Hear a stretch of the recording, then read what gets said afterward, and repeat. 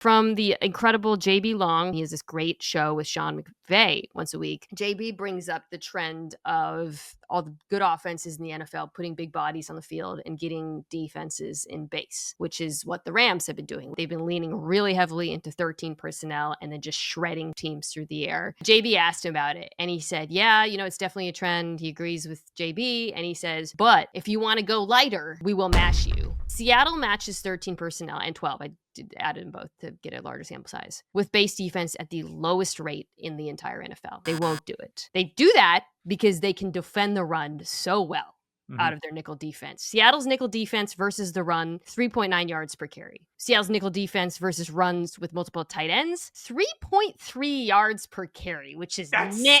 That's absurd.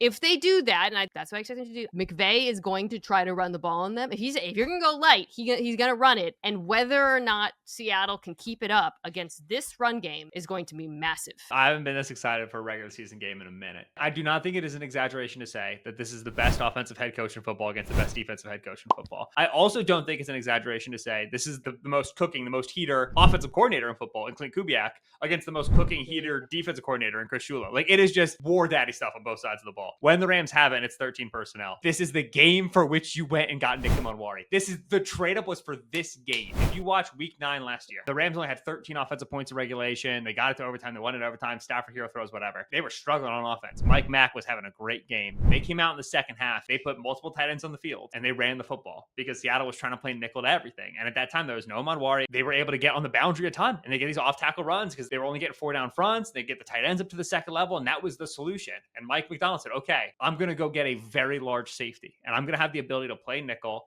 with this guy in the box, and he's going to be able to cut off those lines. The other players, Marcus Lawrence, who now you can play some 5-down front stuff with Uchenna Nwosu and DeMarcus Lawrence, and those guys are really, really strong run-defending edge setters. The Seattle defensive approach in free agency and in the draft was for this Rams team, and the Rams met them pound for pound with Terrence Ferguson, with Davis Allen, with the additional tight end. It is a clash of offensive and defensive philosophies in a way that is just like beautiful and enjoyable and great.